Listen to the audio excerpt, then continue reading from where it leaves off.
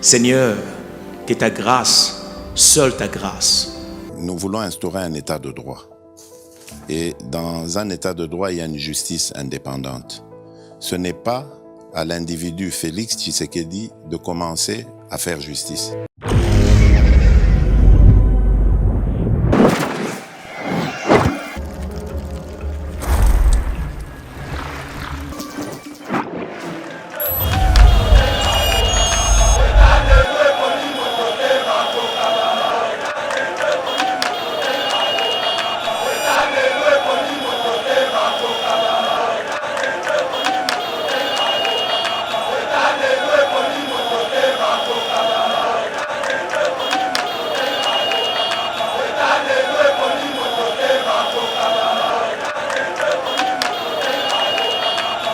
IDPS c'est parti local à MLC, IDPS c'est parti local à ANC, le roi parti nyonso.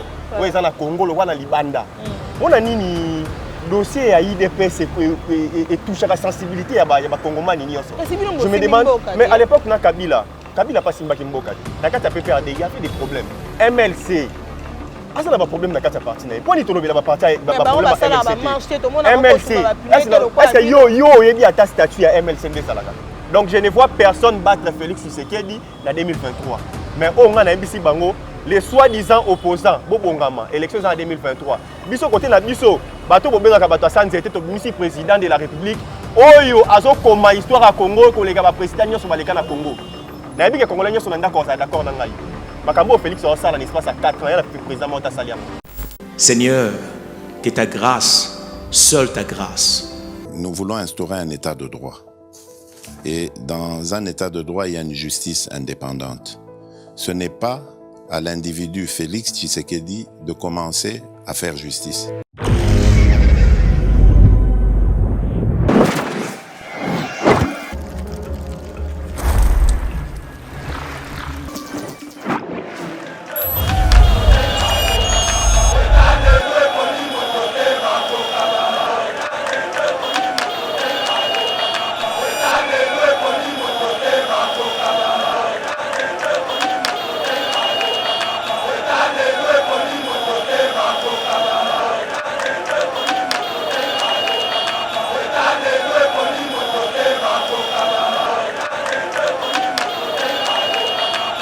Balandi Ayeba TV à travers le monde, bipa yo vraiment besoin kabiso na kati ya éco-politique, émission na bino oyo ememela kabino toujours ba actualité politique ou etali mboka na biso ya République démocratique du Congo. Nous sommes le jeudi 17 novembre 2022 à l'UDPS. Il y a eu des ordres, nous avons vu les combattants se révolter.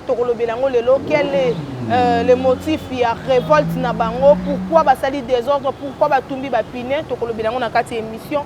Tokolobela pe destitution il y a le secrétaire général Augustin Kabuya oyo ezali kosenga na mwana mboka Wankwenda asengi ete Augustin Kabuya akende atika poste wana secrétaire général. Je vous rappelle que Wankwenda azabongo président il y a convention pour la démocratie du parti. Oh vraiment ezalaka l'une il y a une structure eza nakati ya UDPS tokolobelango tokolobela pe lisusu makambo etali mwana mboka Martin Fayulu. Vous savez que le mercredi mwana mboka salaki bongo conférence de presse où il a eu à brosser quelques grandes actualités du pays. Il a parlé de l'est du pays, il a parlé du chef de l'État, de sa gestion et alors tout vraiment ya lobela ki yango tokolobelango nakati émission lelo parmi ba sujet wana nyoso tozana mwana mboka Ursel Mompia oboyebi na Ayeba TV azali susu muta ko présenter te azama ko na biso ya bande ko na biso ya UDPS Union pour la démocratie et le progrès social. Yene vraiment akopesa biso babiyano na mituna oto kotuna e na moko na lelo. Mbote mwana mboka Ursel Mompia. Mbote ndeko Abigail. Voilà na yembi lisusu lelo na plateau na biso ya Ayeba TV. Ursel Mompia ndeko na biso ya UDPS kasi pourquoi l'UDPS à chaque fois que azali ko sala ba désordre ba bino mboza na pouvoir. Bino mutu ko simbi mboka. Mais quand Kabino a UDPS, ceux qui te vendent au permanence ziki. Te vendent au limité, ça ne va pas. Quand Kabino moko ba combattant, vous allez consommer des ordres dans la Katia, ville province ya Kinshasa. Qu'est-ce qui se passe réellement dans UDPS? On essaie que les lots ba combattant ba tomboka, ba tumba ba pine, tina ko paralyser limité. D'abord pour commencer, d'abord merci Nandebo Yambinga na Ayeba TV, ça a toujours été un grand plaisir pour moi. Yakoya ko mbamaka na Yeba TV. Mais c'est important mingi, surtout au bêta match solo, il y a match solo na Yeba TV, to bêta mingi mingi Congo. Au moins IDPS c'est ça partie le la MLC, IDPS c'est ça partie le la ANC, le la partie nyonso. Ouais, ça na Congo, le na Libanda. On a nini dossier à IDPS et touche à la sensibilité à ba Congomani nyonso. Je me demande, mais à l'époque na Kabila pas Simba Kimboka. Na kati ya PPRD, il y a fait des problèmes. MLC ah ça n'a pas de problème dans la partie. Pourquoi tu as pas parti problème à MLC? Est-ce que yo il y a ta statut à MLC de Salaga? Yangwana, je dirais que IDPS et ça na mon on dirait IDPS c'est ça partie morokara autour na Congo. Parti à solo moko autour na Congo. Parce que na kati ya IDPS démocratie Salaka. Liberté d'expression Salaka. Esprit tout ça on a IDPS. Moutou soka sur moi frustration na ya sali revendication, il est dans ses droits à réclamer. Je ne vois pas les problèmes où ils ont engagé République, ce qui problème est dans kati ya IDPS. IDPS pour la famille. Papa responsable que je suis, je ne peux pas me permettre il y a un problème dans ngana moi si na ngai na télévision libanda na dossier je ne peux pas me permettre parce que selon les informations va paralyser l'humanité. Il n'y a pas eu de déplacement, il n'y a pas eu non non Kosepela c'est pas ce que je dis. Naroki jamais Kosepela na bakas no lobby ke ba pandi ba tout ça. Donc Kosepela na ngote. Mais moi mon problème est ça boy. IDPS c'est ça na ba problème na kati. Ndenge MLC ça na ba problème na kati. Ndenge oya ya ndeko na biso caméra ça na ba problème na kati. Donc ba parti politique nyonso na ba problème na kati. Il y a biso peut-être combattant à IDPS parce qu'ils ont parti des masses. À ça la façon na ya ko talisa mécontentement na ye na parti à Tomboki à la Kisaba Konti. Au moins na tozo na logique que ça bino que na IDPS tout ça na logique ya triangle renversé. Triangle renversé ngelo baka ke mutu ya se auto mona kaza na grade te na IDPS. Alors ko ça la loi likolo pe yoki. Ce que vous revendiquez, il faut que vous yokaye. Réclamation à Moutouane et Zawapi, Fandini, Nazo Lobani, Nazo réclamer Nini. Qu'est-ce qu'il veut réellement? Donc il faut réfléchir à Bongo. Mais, à ce qui concerne les problèmes, même dans MLC, même dans PPRD, dans la partie Nyonso, même dans la Mouka, le problème est ça là. Le problème à IDPS, c'est dramatisé. Comme ça, on filme à Congo, non.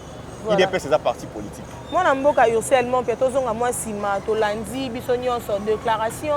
Il y a moi,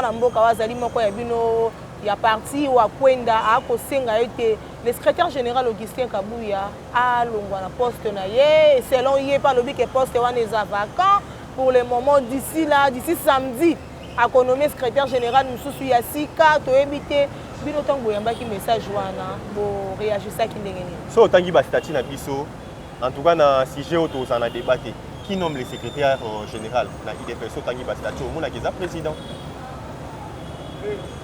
Naninda Tchaki Nani, comment il s'appelle, Kabouya Place Wana. Vous aurez la réponse.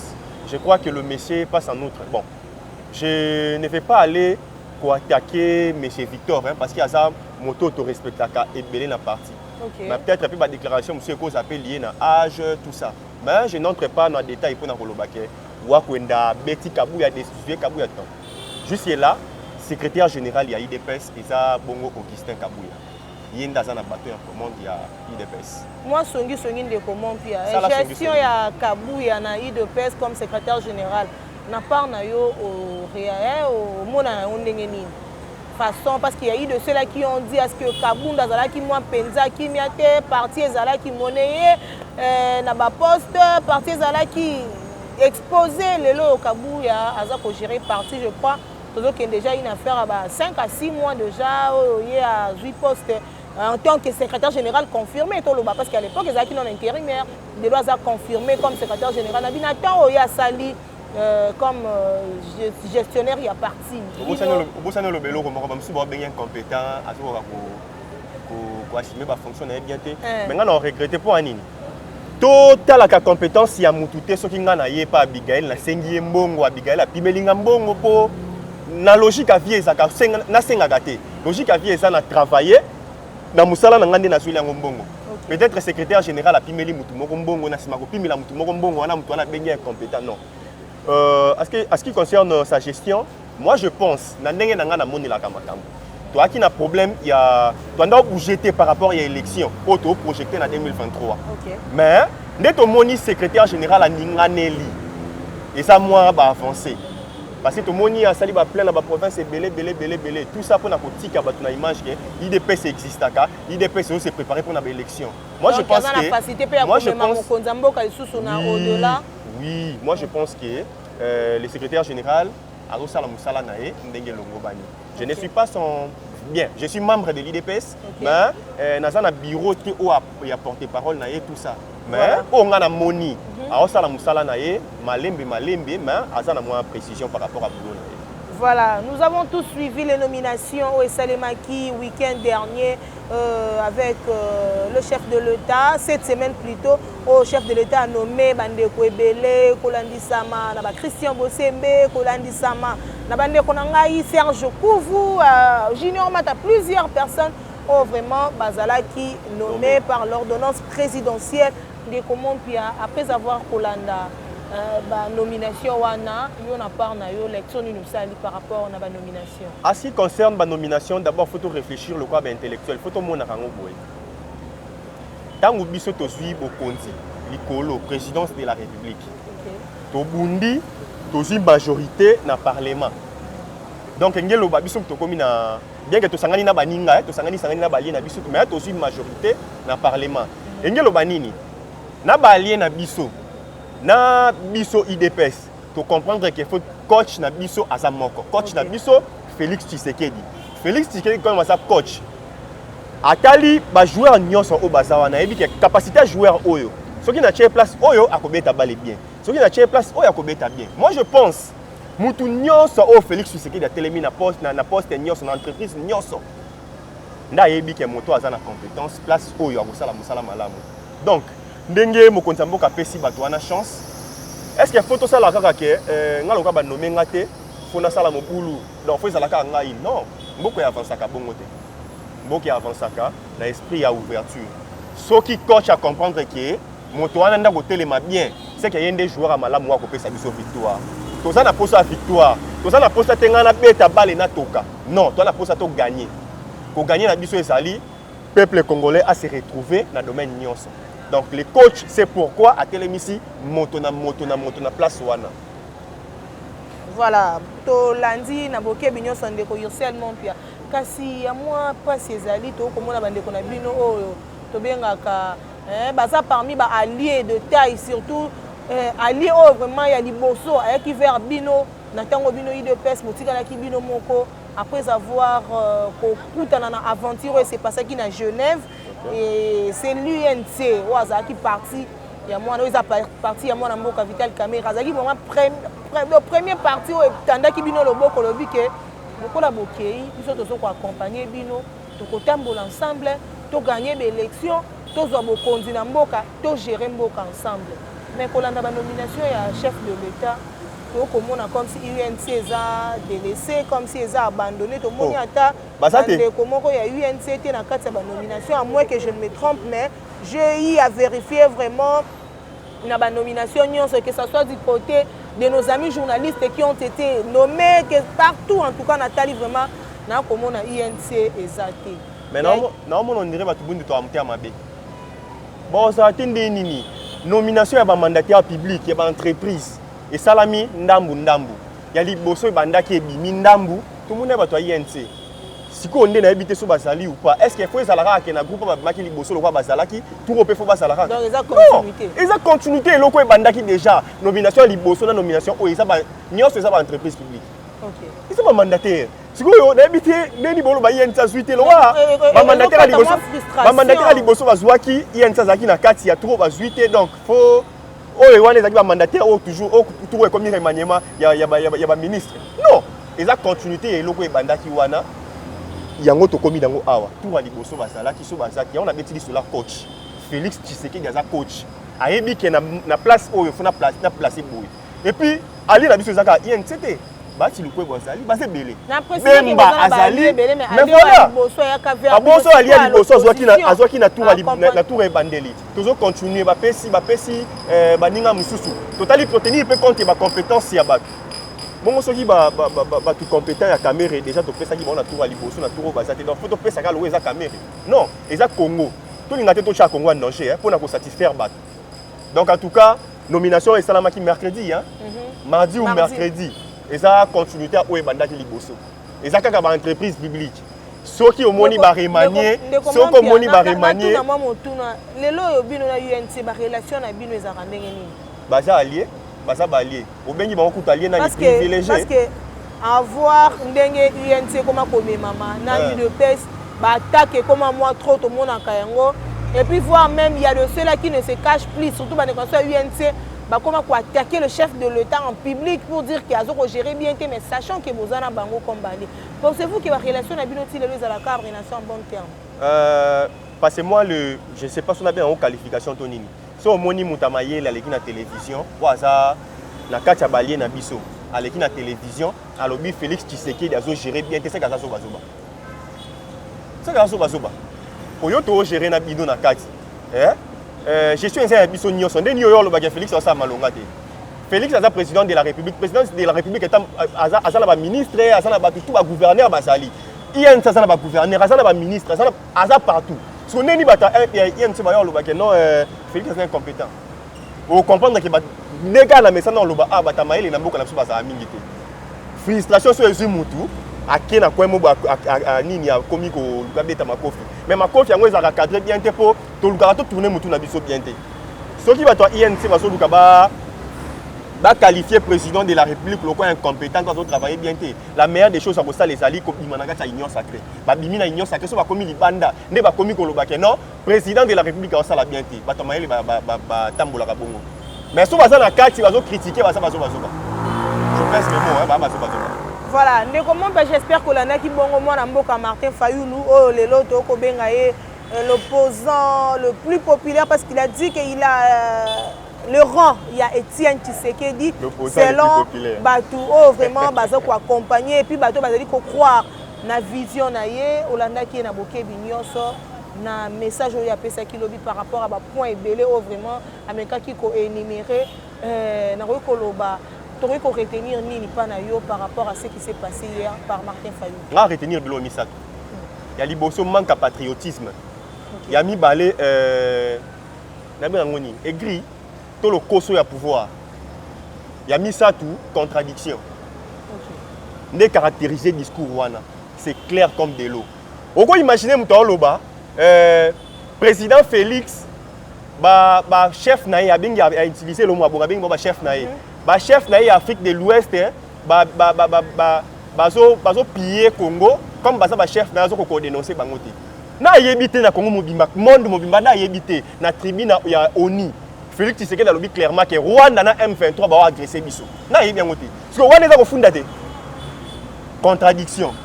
Oyo comme tayo parvenir Koloba, Félix Tshisekedi na on va bureau na ye, na ba bureau na ye, ba créer guerre ya Est pour ba ça, pour ba créer guerre à Est après quelque temps ba hostile ça pour ba ça Félix Tshisekedi succès. Mais normalement le roi Félix Tshisekedi comment il s'appelle?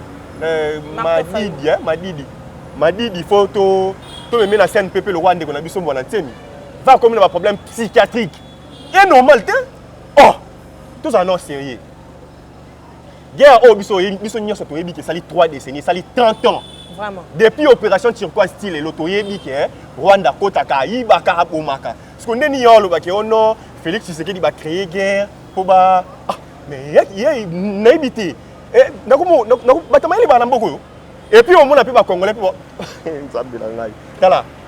le vie a commis na souka à comprendre qu'il a géré succès na MAB au monde il a souka wa salaire loba que Félix va créer guerre il a compris que Félix a aussi sa guerre détermination il a aussi sa guerre il a comprendre que faut commencer à discours muto azo ke MAB niveau ba ko voter Félix Tshisekedi na Est mboka wana au monde était ba kati guerre au monde était ba kati lelo ko ba bi que élection ça lobby maman na quoi wana niveau qu'on voter Félix pour une première dans Est Mboka na biso bat ba marcher pour la revendication ba otambo na photo ya président de la République Félix Tshisekedi ya Kabila batikala otambo na ngote pour na bango na mutema na bango ezaka ba président na biso bazala complice ya biloko wana parce que okabo ya otambo na ya Kabila te les deux ya papa na ya mona batikala otambo na ngote mais là Félix Tshisekedi bata kuna ba otambo na photo un message Et nous devons comprendre que Moutou a Zanabiso. Donc, dans Zanabiso, on a déterminé aussi ces locaux. Félix Tshisekedi l'a dit. Félix Tshisekedi a prêt à couper sa vie pour lancer sa guerre. Et là où Martin Fayoulou s'oppose au processus de Nairobi, n'a pas une réaction dans les albums. Martin Fayoulou, au moment du processus à Nairobi, je crois que Félix Tshisekedi était clair. Le président de la République était clair dans Angola. À Abaki, il y a qu'on négocie dans M23 ça la montée. Mais on comprendre que le pays frontalier na biso batanga munga wana. Et belé basa simabilo ko wana. Ba oluka batindika biso liboko na makasi. Mais biso pe toyeli ba on a logique qui a bloc. Au moins na rebelle mort lui sous intégré na kati armée.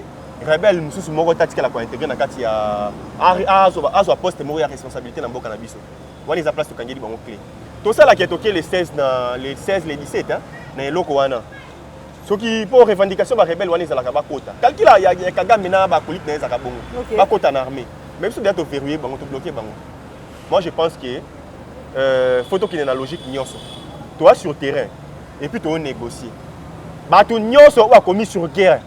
Ote amona linga mingi za sunzu a commis mingi pour la guerre. Alobi na guerre pour na ko gagner guerre nyonso. Même pour qu'on ait un terrain de guerre, il faut épuiser toutes les démarches diplomatiques. Okay.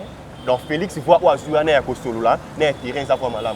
Pour comprendre que l'opposant ou dans la prochaine élection, va comprendre que Félix a déterminé aussi c'est le quoi. Et puis ici là, tout ça l'élection t, tout cas ça mois de mars t, sans pour autant nini paix totale les gens na Istanbul Canada. Mais si il y a pas la paix totale, il y aura pas élection. C'est déjà bon. Rien à voir. Rien à voir avec Makambo. En élection, et ça, des logements constitutionnels. Rien à voir avec Makambo à Istanbul. Parti Ouané, ça l'a toujours. Parce que même en 2018, quand il y a eu l'élection, oui. Il y avait la guerre. On a organisé tout ça, en 2000, donc, l'élection est en 2023. Nous sommes préparés pour une élection. Il faut que au Banga, à comprendre qu'à gérer le leadership de Mabé, à gérer le continuer Mabé. Contradiction à Moutaboé. La Moutou na ezake, pour ne pas participer à la gestion à Kabila à 18 ans, tu peux être député plusieurs fois. Okay. Hein? À participer à abritir les Congolais. Vous comprenez? La logique na ezake, les Congolais, il y a commis qui zoba, il y a des Kabila, il commis qui zoba. La logique na bango ya buzobe yé kota. Discours à buzobe yé kota. Les lots, nzamba sali grâce na kata destruction na bango, ba tu bazo réfléchir bazali. Ba discours wana kota discours hein? Moutounias a commis éveillé. Batamaïle va commis tellement éveillé. Na jeunesse, ba jeune éveillé va commis éveillé. Comprendre? Ba discours na bango wana ya ko bendaka ba tout pam bezo biso souté. Bilenge baza déterminé et loko wana si là. Bilenge baza déterminé mboka etambola bien. O comprendre que Félix Tshisekedi daza na souci. Ya otombola mboka kende liboso. Mais Fayoulou et les autres opposants, on va bien soit des opposants. Ba na logique moko. To tirer vers les bas. Kabila la logique a tiré Félix vers les Bézakés, a mataté pour accoler. Histoire est retenir que Moutouana Salaki Kole Kangai. Il y a un moment où tiré vers les Bézakés. Et là où il accuse le chef de l'État de haute trahison. Ah, Rafaïou. Haute trahison par rapport à Nini. Qu'est-ce qu'il appelle vraiment haute trahison? Qui a quelque chose na Batouana na IAC. Et là on est salé biso kota et là il y a Estouana. On comprendre que Batou va convoiter Kabiso. Basa na kati ya communauté wana. OK. Na communauté wana eza na moko ya mibeko na bango elobaka, moko ya mboka na bango soki eza attaqué, muninga mususu baninga mususu bakoya po bakotela ye. Au moins na logique to ke to ndeto okende to ke guerre na Rwanda. Soki tozaki na kati ya communauté wana te. Soki to ke bagarre sur terrain na Rwanda. Baninga na nyonso wana bakoya kotela ye. Donc il a fallu qu'on intègre dans le Ndé koti na kati loko wana muto akotela muninga zate. So na ça na problème na Uganda na kena Uganda. So na ça na problème na Rwanda na kena Uganda. Parce que biso tozali ko faire sur to ça na kati. Oui, to ça na kati loko wana. Ndé to okende obeta Rwanda. Ponga na osenga mikolo fo apesa ba jeune munduki. Kaka o ba kotisa na armée te ponga so ba kotinga na armée après ko beta ba Rwanda ndé to obeta bango ba osongisa biso to osonga la vie normale na songi civile normale. Mais bandeko ba kota déjà ba otikala na armée. Tout ça a devoir pour protéger l'intégrité territoriale à Mboka-Nabiso. Voilà, le FRDC vient de récupérer encore plusieurs zones de Kibumba. Nous sommes à l'est du pays, mesdames et messieurs. tozali kolanda kaka évolution ya makambo ezali kosalema na est ya mboka na biso. La guerre continue avec le Rwanda, les M23 qui nous attaquent. Plus de 20 ans déjà yango toza kaka le chef de l'État zali vraiment kobunda pour être guerre ya est wana. Et si là définitivement tomoni que ba forces armées ya mboka na biso ba récupérer plusieurs villages na habité na part na yo réaction na les abonnés. Avant de commenter makambo ba guerre o mingi na banda par ko simba mo muke bandeko oya biso ba mibengaka ba congolais. Okay. Mais en réalité bazo kende sima ya ba M23. Voilà. Pourquoi silence à Kabila Tilelo? C'est qu'il est derrière tout ça. Asana sima makambo yo. Et s'il parlait que ça allait changer. Pourquoi silence ya nani ya o nani mutu akima mingi na Zambie ba congolais mingi balobaka ke non azape na nationalité côté zambien. Nekona biso Moïse. Pourquoi silence na ye? Baza sima biloko wana. Je le dis en connaissance des causes. Baza sima biloko wana. OK.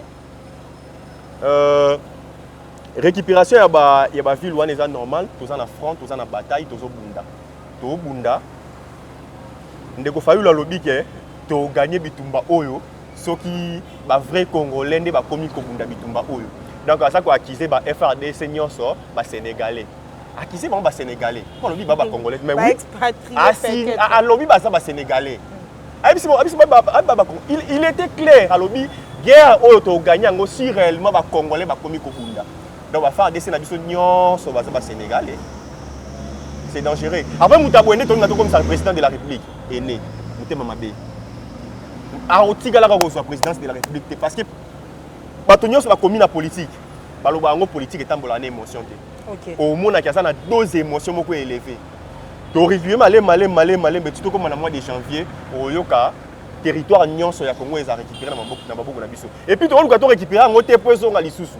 To récupérer un peu comme ya biso éthique la biso libela et son lisusu na maboko ba rebelleté. Histoire où est sali 30 ans où est persiste kaka éthique la lisusu té. Voilà nde to travail. Voilà nde place Félix au travail. Il est prêt à donner sa vie. Après avoir qu'il a fait la guerre, on a beaucoup ça la option bino pesa qui a érigé mur entre nous avec oui, c'est l'une des solutions, après avoir récupéré Niniwana photo tonga mur. Tongi mur vraiment ekaboli biso ba dongolo miswana après ko ériger mur wana wala nde toyena logique ya recensement parce que toyeba photo comme akoyeba réellement qui est congolais qui ne l'est pas. Ba vrai problème to kuta na ngweza parce que toyeba ke nani congolais. Donc, logique, le président de la République, il est déterminé, il a récupérer Mboka. Il est déterminé, il a protéger Mboka. Il est déterminé, il a aussi dit sa guerre Oyo. Et bandit depuis Mobutu dans 94, s'il est là. De comment Piana Zonga, moi, si par rapport à l'élection à Mboka na biso, il y a eu la fois dernière, tout le monde qui était, moi, nous, les cas qui n'ont pas côté les ména, Makambo est allé dossier à de père et de mère. Et la gestion ya mboka balobi était pour na kokoma mokonzi ya mboka en tout cas eza toyokoloba eza lokola obligé faut za la kaka na nationalité 100% congolaise na ebité kolanda makambo nyonso uti koleka makambo ba guerre makambo bani na to ko se plaindre a wolobi ke Moïse Katumbi azali ko se déclarer sur makambo etali guerre à est Joseph Kabila également le loyo soki tobito songa penza na sima pour gérer la République démocratique du Congo. Proposition au monde en Mboka Noé Tiani à Pesaki. Yo n'a pas na yo ozali ko comment on. Je me demande pourquoi loi n'est légale parce que j'étais à 100% derrière les locaux. Oui bi avantage na ngweza nini? Avantage na ngweza omoni ngane na boye na sangisi des provinces. Na sangisi province Équateur, na sangisi na Grand Kassai. Na des provinces wana omona bolinga Congo na ozanango. Et ça bolingo Congo et ça bolingo mon côté à moi na moko botami papa n'est peut-être à congolais. Je donne un exemple. Okay. Papa n'est congolais, maman n'est peut-être à nationalité canadienne. Et ça différent. Au moins on a penchant côté mi-balé. Vous comprenez? Mais ce qui loi n'est fandi, tu comprends que mon présidence de la République. Là où on a la présidence de la République, tu vas poster clé. Donc la banque centrale, présidence de la République, président, il y a bureau, il y a Sénat, il y a des chambres de parlement.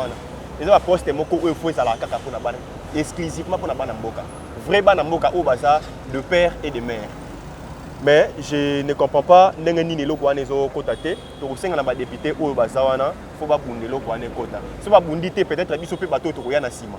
tokobundela ko wana fo fanda mboka na biso fo biso nde tokoma batela ngo lelo responsabilité ya kobatela intégrité territoriale ezonga bongo na ba congolais nyonso mais ça na ba congolais à double face mutu azane nationalité congolaise mutu azane zambien vous comprenez mwandambu mutu pe côté sénégalais vous comprenez donc c'est ça la moi complication yango wana poste le président de la République faut battre le Félix Tshisekedi battre le seul monde bien comprendre to za nationalité de tester nationalité na ngeza papa na ngato yebiye maman na ngato yebiye ndenge moko na papa Tshisekedi to yebiye bozali kotambola pe na état de droit te bozali ko respecter pe makomi o ezali na kati ya constitution mboka te to monaki dimanche dernier ndenge bo escorter ndeko Fayulu ala annoncaki déjà que akokita na ville province ya Kinshasa a mobilisaki déjà ba militaires na ba ko yamba mais to komona nde ba escorter qui est ça pe une façon ya ko désorienter pe état de droit. Nul n'est au-dessus de la loi. État de droit ingi laksaka ke mboka oyo mibeko eza ya kofanda. Mboka oyo bato ba respectaka mibeko. Pour des raisons ya sécurité na ba paya, auto bando yamba. Nde ba yebisaki nani ndeko na biso wana o ayaki Fayulu voilà. Nde ba yebisaki il est important comme ba ndeko bazoya okoki koya na le calmement okomi na ndako. Après mikolo milandi otie mikolo ya marche mutako petition marché azalité. Okay. Mais à ma grande surprise, mutuana bengi si ba tebele ko baya. Donc ils a déjà respecté mes côté état de droit état de droit. État de droit ça mboka o ba faire respecter ka mibeko. Et puis si li wana te. Ça na comprendre te salenga mutema pasi koyoka mutu azolo ba comme président de la République. Azolo ba policier bino bo sala nini awa na bunagana kuna guerre ezali ben c'est grave. Donc, ce qui est dans Bunagana, la ville à Kinshasa, policier à Zalaté. Est-ce qu'il y a des policiers Moussane Zaranine? Il y a des frères de Moussane Zaranine. Nous avons dit comme ça, président de la République. Donc, on comprend qu'il y a une contradiction dans la Souka. Contradiction des bandats depuis, après publication de l'élection. Après, si vous avez résultat, Moussoussou, président élu. Tu as comme un président élu.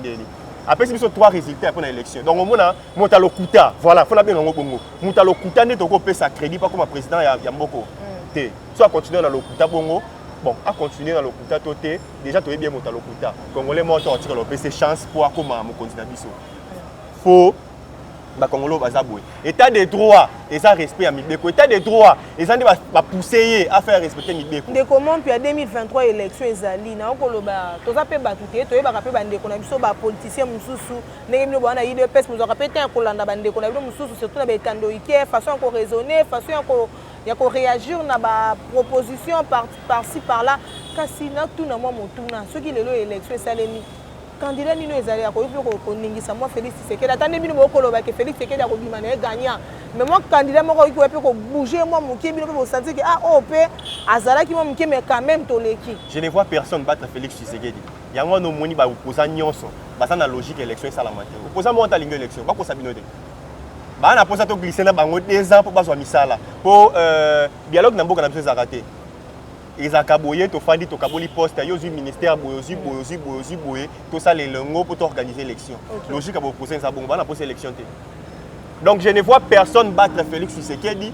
en 2023 mais on a mbisi bango les soi-disant opposants bobongama élection en 2023 biso côté na biso bato bobengaka bato sans été to misi président de la République oyo azo koma histoire à Congo ko lega ba président nyoso baleka na Congo na yebi ke congolais nyoso na ndako za d'accord na ngai makambo Félix au sala l'espace à 4 ans il a fait président monta saliango comprendre azui mboka na ba rouge a okitisa na ba vert na domaine nyoso donc c'est un bosseur bo se préparer ndebiso to se préparer bitumba solo za kana élection différence ya Félix Tshisekedi na président nyoso ba leki liboso na esanine bazui bo continue argument na argument de la force Kabila moni aye asali coup d'état a botoli Mobutu ayaki na coup d'état Kabila a coup d'état mais Félix Tshisekedi Kabila le fils P a botoli soi-disant tata na bokonzi na coup d'état mais différence ya Félix Tshisekedi a persuadé Batu andimisi Batu abinga na congolais soki na ye aye na voix de Batu bandimi ba pesi chance quel que soit ndenge nyonso Batu ba betelango mais aye na ba voix moko démocratique Congolais a voté na Ion babimisi président de la République yango non sala mamba kitoko to pese li sous chance parce que en 2023 ndena ebisi yo bo opposant ba bo élection parce que ça logique moko ndezali ba banga ba moni ke Félix Tshisekedi muto ko gagner azati yango moni Fayulu alobi ke Félix na batu na ya Est community ba organiser guerre wana pour ba matisse succès mais c'est n'importe quoi Je ne Voilà, vois personne mesdames et battre Félix messieurs, Tshisekedi en nous sommes 2023. arrivés à la fin de notre émission de ce jour. De comment puis un message non ya souka poto clôturer définitivement l'émission de Msalino.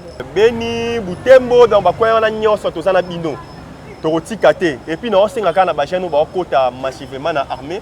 Beaucoup avec Mutema nyonso. Biso nyonso tozana devoir ya protéger l'intégrité territoriale en mboka na biso. Voilà, mesdames et messieurs, vous avez vite compris que nous sommes arrivés à la fin de cette émission. Merci à l'équipe technique de Yeba TV réalisée par Steve Kondé, qui est chapeauté aussi par Mike Siswaka qui est derrière la caméra, à tous les abonnés de Yeba TV qui nous suivent partout dans le monde. Ceux qui sont Zongité, Nganabino, Tokutani, Namikolo Mikoya. Seigneur, que ta grâce, seule ta grâce. Nous voulons instaurer un état de droit. Et dans un état de droit, il y a une justice indépendante. Ce n'est pas à l'individu Félix Tshisekedi de commencer à faire justice.